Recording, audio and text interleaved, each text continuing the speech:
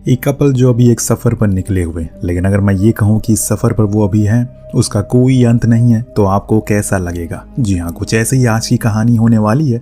पर मैं ऐसा क्यों कह रहा हूँ, ये आपको थोड़ी देर में पता चल जाएगा। सारा, जो कि हेनरी की होने वाली पत्नी है, आज वो उसे अपने पिता के घर छोड़ने के लिए जा रहा है, जो लॉस वेगस में है। ज़्यादा समय साथ में बिताने के लिए इन्होंने ड्राइव करके जाने का सोचा, जिससे कि एक दूसरे को और ज़्यादा थोड़ा जान पाएंगे। बातें करते करते ये सफ़र का मज़ा ले रहे हैं, लेकिन तभी इनकी कार से कुछ टकरा जाता है, जिससे कार सड़क के उतर कर नीचे आ जाती है। हेनरी बाहर उतर कर देखने के लिए जाता है कि कौन सा जानवर है वो जो उनसे टकरा है, पर वहाँ तो कुछ भी ऐसा दिखाई नहीं दे रहा है और सारे टायर्स भी अपनी हालत में थे, तो ऐसा कुछ तो लग नहीं रहा है कि कुछ टकरा है। पर इन्हें क्यों महसूस हुआ ये? खैर, बात को इग्नोर करके ये आगे बढ़ जाते हैं। हो सकता है कि ये उनका कोई वहम हो। दूर आगे जाने पर हेनरी ने गौर किया, एक ब्लैक मस्टैंग उनका पीछा कर रही है और काफी तेजी से करीब भी आ रही है। इस बारे में उसने सारा को भी बताया। उसने कहा कि हो सकता है कि कोई शैतान बच्चा हो जो रेस लगाना चाह रहा हो, तुम भी अपनी स्पीड तेज कर दो। तो हेनरी ने वही किया, उसने भी अपनी स्पीड को बढ़ा दिया। तब उसने उसे आगे जाने का इंडिकेटर दिया, लेकिन वो उसके पीछे ही रहने के लिए आया था लगता है। इस चीज़ को देखकर अब वो थोड़ा परेशान हो जाते हैं। तभी इनके रास्ते में एक गैस स्टेशन पड़ता है, तो ये फौरन उसी पर कार को रोक देते हैं, जिससे वो ब्लैक मस्टैंग आगे निकल जाती है। हालांकि सारा यहाँ नहीं रुकना चाहती, क्योंकि उसे जल्दी से अपने पिता के पास पहुँचना था। लेकिन हेनरी कहता है कि अब वो यहाँ रुक ही गए हैं तो खाना खा कर ही जाएंगे। सारा ने भी उसी बात को मान लिया और दोनों अंदर बैठ गए। बातों के दौरान हेनरी ने सारा से कहा, क्या उसे नहीं लगता कि वो कुछ ज़्यादा ही जल्दी कर रहे हैं शादी को लेकर? मेरा मतलब ये है, अभी तुम्हारे पिता की तबीयत भी नासाज है, तो हमें थोड़ा रुक जाना चाहिए। पर सारा को उसकी ये कही बात मिर्ची जैसी लगती है, क्योंकि उसे अब जल्दी से शादी करनी थी। बात बिगड़ ना जाए उससे पहले वहाँ पर वेट्रेस आ जाती है, तो हेनरी कहता है कि हमें बस पानी दे दो, बाकी ऑर्डर हम थोड़ी देर में करेंगे। वो उन्हें एक वाटर बॉटल दे देती है और साथ में कुछ सिक्के भी, जिनके बारे में पूछने पर पता चला यहाँ का एक रिवाज, ताकि कस्टमर को उन सिक्कों से उस मशीन में डालकर अपना पसंदीदा गाना बजा सके। अब जब वो वेट्रेस जा रही थी तो उसके जाते जाते ये कहा, जो मौका मिल रहा है उसे इस्तेमाल करो, वैसे भी यहाँ पर जिंदा लोग बहुत ही कम आते हैं। अब हेनरी ने इस बात को लगता है सुना नहीं, लेकिन हमने सुन लिया। इससे ये पता चलता है इस कैफे का इस कहानी से काफ़ी गहरा रिश्ता है, लेकिन कैसे वो आपको आगे पता चलेगा।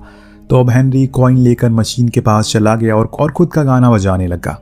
लेकिन इसी बीच हम कैफे के बाहर उसी मस्टैंग को खड़ा देख पाते हैं, उसमें भी सेम वही गाना बज रहा है। अंदर सारा ने कैली को बताया ये गाना खुद हेनरी ने ही गाया, जो सुनने के बाद वो काफ़ी तारीफ करती है। अब दोनों ही कुछ खाना वगैरह पैक करवा लेते हैं और वहाँ से निकलते हैं, क्योंकि सफ़र बहुत लंबा था, उन्हें जल्दी अपनी मंजिल तक पहुँचना है, वरना अंधेरा हो जाएगा।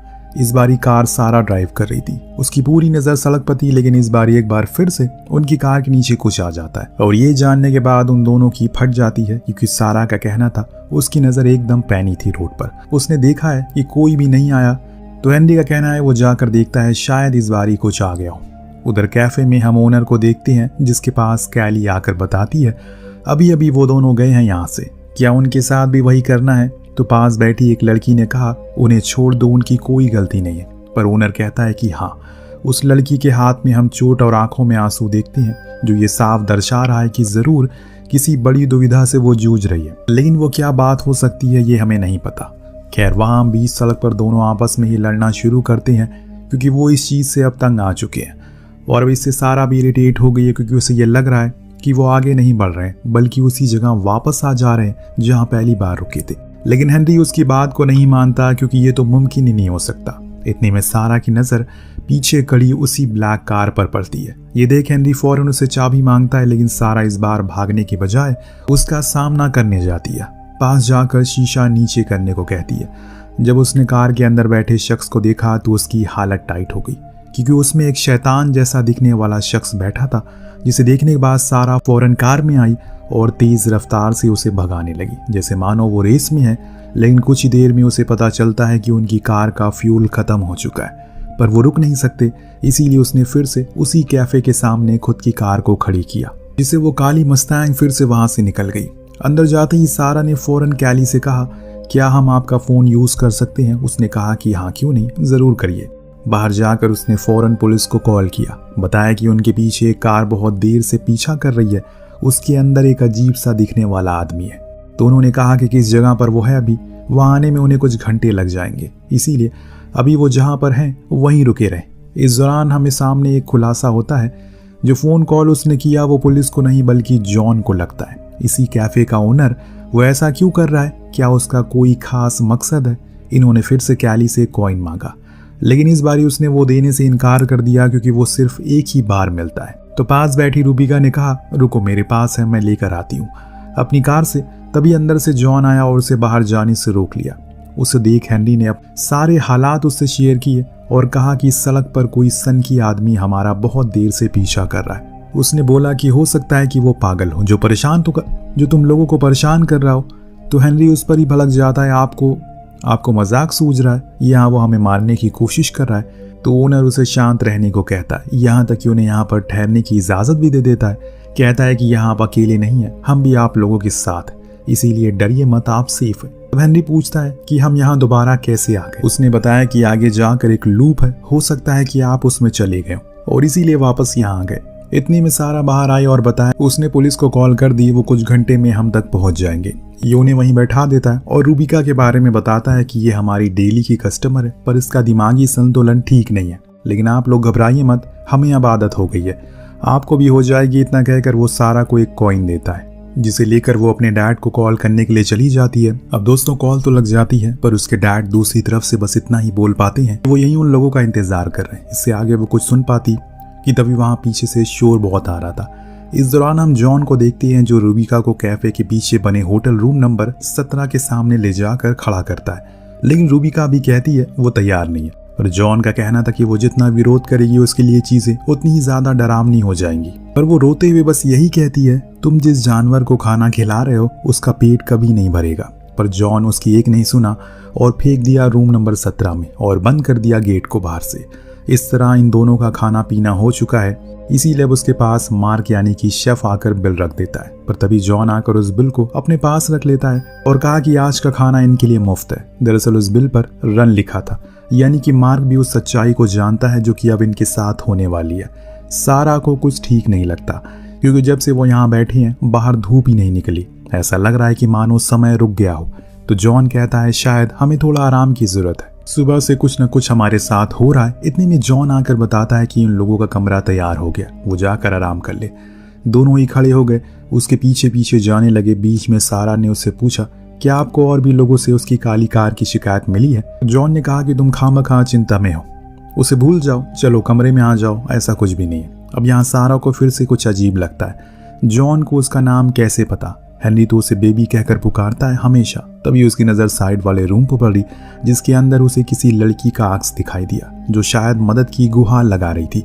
ये चीज़ वो हेनरी को भी दिखाती है। दोनों को भी अब कुछ ठीक नहीं लग रहा है। वहीं जॉन बार बार उससे कह रहा होता है कि आप रूम में आ जाओ, बाहर मत खड़े रहो, जिससे अब इन्हें समझ में आ गया कि ज़रूर कुछ न कुछ गड़बड़ है। इसीलिए दोनों ही फौरन कार लेकर फरार हो गए। हालांकि जॉन ने पीछा किया लेकिन पकड़ नहीं पाया। मार्क और कैली ने बाहर आकर पूछा कि बॉस क्या हुआ। जॉन ने गुस्से में कहा कि अगर वो दोनों बच गए तो तुम दोनों की खैर नहीं है। तो कैली कहती है कि हमें उनकी मदद करनी चाहिए, पर बॉस इस बात से गुस्सा हो जाता है। कहता है कि वो पहले ही मर चुके हैं, इसीलिए अब उनकी मदद करके कोई फायदा नहीं है।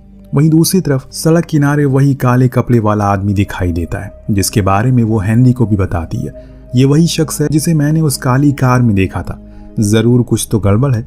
हेनरी ने बोला, मुझे ऐसा लग रहा है कि हमारा शिकार हो रहा है और ये चीज़ उस कैफे ओनर को भी अच्छे से पता है, लेकिन उसने हमारी मदद करने के बजाय हमारा फ़ायदा उठाने का सोचा। दूसरी तरफ मार्क जाकर रूबिका के कमरे से उसके सामानों को बाहर लाता है, क्योंकि वो इस दुनिया में नहीं रही। लेकिन जब मार्क उसके सामानों को देखता है तो उसे अपने इस काम पर घिन आने लगती है। उसकी आत्मा अब उसे इस काम को और करने की इजाज़त नहीं दे रही थी। वो जाकर बॉस से मिला और कहता है कि उसे काम यहीं रोक देना चाहिए, पर जॉन का कहना था उनका यही काम है और ऐसे ही सब कुछ चलता रहेगा। उधर वो दोनों अपनी कार को भगाए जा रहे हैं, तभी सारा के फ़ोन पर उसके डैड की कॉल आती है। जब उसने उसे उठाया, उस तरफ से कुछ अजीब सी आवाज़ें आ रही हैं जो उनकी कार के रेडियो में भी सुनाई दे रही है और ये चीज़ दोनों को और अजीब लगती है। एक बार फिर से उनके कार के नीचे कुछ आता है, लेकिन इस बारी वो रुकते नहीं बल्कि स्पीड को और तेज़ करते हैं। तभी उनके पीछे एक बारी फिर से वही काली मस्टैंग आती है, तो उन्होंने कार को और तेज़ कर दिया। बस भागे जा रहे हैं ये दोनों। कुछ दूर जाने पर इन्हें फिर से वही कैफ़े दिखा, जिसके बाहर ये तीनों खड़े थे। ये सब कुछ देख रहे थे, जिस दौरान मार्क ने कहा कि उसे लगता है कि ये लोग बच जाएंगे क्योंकि इस बार इन्होंने हिम्मत दिखाई है। पर जॉन को ऐसा नहीं लगता खैर अचानक सारा ने ब्रेक लगा दी, जिससे वो काली मस्तान आगे चली गई। इन्होंने कार को मोड़ दिया, फिर दूसरी साइड जाने लगे। कुछ समय के बाद जब पीछे देखा तो वहां वो कार नहीं थी। इसी बीच हेनरी गौर करता है कि जब से वो निकले हैं तब से एक ही टाइम हो रहा है, पर सच्चाई में वो कई घंटे से इस कार को ड्राइव कर रहे हैं। कहीं हम समय के लूप में तो नहीं फंस गए, पर दोनों के पास इसका कोई जवाब नहीं था। उन्हें बस किसी तरह करके इस जगह से बाहर जाना था, पर सारा को नहीं लगता ऐसा कुछ होगा, क्योंकि पिछले 3 घंटे से एक सड़क पर वो गाड़ी चला ही जा रहे हैं। हालांकि इस बारी तो उनके रास्ते में ना ही कोई कैफे आया और ना ही कोई काली कार, लेकिन फिर भी उन्हें ऐसा लग रहा है कि वो एक रोड पर हैं। पर हेनरी का कहना है वो सही है, बस उन्हें कार की स्पीड को मेंटेन रखना है। इसीलिए दोनों ही बारी बारी करके ड्राइविंग सीट चेंज करते रहते हैं और चलते रहते हैं। लेकिन फिर से कुछ घंटे बाद सारा ने हेनरी को नींद से जगाया। कहा कि उसे कुछ ठीक नहीं लग रहा है, क्योंकि उसे ऐसा लग रहा है कि वो इस सड़क से हजारों दफा गुजर चुके हैं। हेनरी ने नोटिस किया उनका फ्यूल टैंक एक ही जगह पर अटक चुका है। उसे अब लगने लगा है कि जरूर ये कोई लूप है जो उन्हीं लोगों ने बनाया है और इसीलिए हमें इसे तोड़ना होगा। ये सड़क पर रहकर नहीं टूटेगा, बल्कि हमें इसे रेगिस्तान में उतारना पड़ेगा और पैदल ही आगे जाना होगा, तभी कुछ हल निकलेगा इस परेशानी का। पर सारा उसके आइडिया से खुश नहीं थी, क्योंकि इस गर्मी में वो ज्यादा देर चल नहीं पाएगी। हेनरी उसे मना लेता और वादा करता है कि वो उसे बचा लेगा, बस उसके ऊपर उसे भरोसा रखना होगा। इतना कहकर अब दोनों ही कार से उतर जाते हैं और पैदल ही चलना शुरू करते हैं, जो कि अभी तक का इनका सबसे घटिया और वाहियात फैसला था। ऐसा मैं क्यों कह रहा हूँ ये आपको कुछ देर में दिख जाएगा। कैफे में कैली मार्क से कहती है हमें उन्हें बचाना चाहिए। मुझे उन दोनों की नहीं, बल्कि सारा के पेट में पल रहे बच्चे की फिक्र है। यानी कि दोस्तों सारा प्रेग्नेंट है। तो मार्क कहता है कि उसने कई बार कोशिश की, लेकिन कोई फायदा नहीं हुआ। सारा और हेनरी बातें करते करते काफी दूर आ चुके हैं। तभी अचानक उनके सामने एक पलटी हुई कार दिखती है, जिस पर खून के निशान थे। जब ये उसके करीब गए तो इन्हें समझ में आ गया कि ये तो उनकी ही कार है। जो देख हेनरी ने कहा कि हम इस लूप में मर चुके हैं, और ये सुनकर सारा फूट फूट कर रोना शुरू कर देती है। जो सब कुछ दूर खड़ा वहीं काले कपड़े वाला आदमी देख रहा था। ये सब हेनरी से देखा नहीं जाता। वो गुस्से में जाकर उसे लड़ने लगा, पर उसने उसे घायल कर दिया। जो देख दोनों वापस उसी रास्ते पर भाग आए जहां से आए थे, और जाकर अपनी सही सलामत कार में बैठ गए। इस बारी सारा ड्राइव करती है, तेज रफ्तार में भगाती है, पर अभी भी उनके पीछे वो कार लगी थी। एक बारी फिर से उनके रास्ते में वही कैफे आता है, पर वो रुके नहीं। लेकिन कुछ ही देर बाद वो दोबारा आया। फिर तीसरी बार आया तो कुछ ज्यादा ही जल्दी आ गया। जो देख सारा समझ गई कि ये लूप तेजी से छोटा होता जा रहा है, और एक तरफ हेनरी की हालत अब खराब होती जा रही है। उसे फौरन मेडिकल की जरूरत है, इसीलिए इस बारी वो कैफे में रुक जाते हैं। सारा हेनरी को फौरन अंदर ले गई। वहां खड़ी कैली से पूछने लगी जॉन कहाँ है, तो उसने बाहर की तरफ इशारा किया। वहां जॉन उसी काली कार को देख रहा था। जब सारा उसके पास गई, उसे उदास देखकर वो समझ गई कि अब समय आ चुका है उसे सब कुछ सच बताने का। उसने कहा कि तुम लोगों का असल में एक्सीडेंट हो चुका है और अभी भी तुम वहीं लहूलुहान पड़े हो। जो सारा मेरे सामने खड़ी है वो कोई और नहीं, दरअसल ये जगह तुम्हारी और मेरी दुनिया के बीच में है, जहां उन लोगों का हिसाब किताब होता है जो ऐसे रोड एक्सीडेंट में मारे जाते हैं। हम लोग उनकी मदद करते हैं, उन्हें आखिरी बार उनकी पसंद का खाना खिलाते हैं, फिर एक अच्छी नींद के लिए जगह भी देते हैं। तो सारा ने पूछा क्या वो फिर काली कपड़े वाला इंसान हमें लेने के लिए आया है? उसने कहा कि हाँ, वो तुम लोगों की मदद के लिए ही आया है यहाँ पे। सारा के चेहरे का रंग उतर गया। जो देख जॉन ने बताया कि अभी तुम्हारे पास एक चांस है, क्योंकि तुम्हारे पेट में जो बच्चा है वो जिंदा है और हेनरी भी जिंदा है। इतने में हेनरी को होश आ गया। जो कैली से पूछता है क्या वो मर चुका है? उसने कहा कि नहीं, लेकिन हाँ धीरे धीरे तुम मर जरूर रहे हो। उधर जॉन सारा को बताता है कि हमारे ऊपर वो काले कपड़े वाला दबाव डाल रहा है, लेकिन हमारे बीच सिर्फ तुम दोनों को ले जाने की बात हुई थी, ना कि तुम्हारे बच्चे को। वो भी जिंदा है। अगर इस दुनिया में वो आया भी तो तुम्हारे बिना क्या करेगा? इसीलिए तुम्हारे पास अभी एक मौका है खुद को और अपने पति को बचाने का। इतने में वहां पर मार्क आ जाता है, जो उससे सारा की कार की चाबियां मांगता है, जो कि जॉन उसके हाथ से छीन कर उससे दे देता है। फिर जॉन जाकर अपने बॉस से बात करता है और बताता है कि हमारे बीच सिर्फ उन दोनों की बात हुई थी, लेकिन उसके पेट में बच्चा है और मैं ऐसी गलती नहीं करूंगा। उसने कहा कि ठीक है, तुम्हें जो ठीक लगता है वो करो। जॉन ने मार्क को एक इशारा किया, जो कार लेकर निकल गया। ये देख काले कपड़े वाला आदमी गुस्से में आ जाता, क्योंकि उसे लगा कि ये लोग उन्हें बचाने की कोशिश कर रहे हैं, इसीलिए वो भी मार्क के पीछे पड़ गया। लेकिन अचानक मार्क ने कार को घुमा दिया और उसकी तरफ तेजी से आने लगा। दोनों की टक्कर होना लाजमी थी, लेकिन मार्क को पता था कि अगर ये जिंदा रहा तो वो दोनों जिंदा नहीं रह पाएंगे। इसीलिए वो पूरी स्पीड से कार को ठोकर मारता है, जिससे वो काले कपड़े वाला आदमी मर जाता है और मार्क की भी मौत हो जाती है। और इसी के साथ ये कहानी यहीं पर समाप्त हो जाती है। असल में दोस्तों इस कहानी में दिखाया गया है सारा और हेनरी का पहले एक कार एक्सीडेंट हो गया था, लेकिन उसमें वो पूरी तरह से मरी नहीं, उनकी आखिरी सांसें चल रही थी, इसीलिए उनकी आत्मा यही इसी लूप में आसपास भटक रही है। लेकिन जब इन्हें पता चला कि सारा के पेट में बच्चा है तो उन्होंने उसे ले जाने का एक मौका दिया और उस काले कपड़े वाले को ही मार दिया, यानी कि जो ले जाने वाले आया था वो नहीं रहा। और हाँ, जो कैफे के पीछे होटल था वहाँ इन लोगों को आत्माओं की मुक्ति दिलाई जाती है। तो कुछ इस तरह से आज की कहानी थी, मतलब कि ये होटल, ये कैफे, इस दुनिया और उस दुनिया के बीच का रास्ता। तो आपको कहानी कैसी लगी हमें कमेंट करके जरूर बताइएगा। मिलते हैं अगली वीडियो में। Thank you so much watching. Peace out.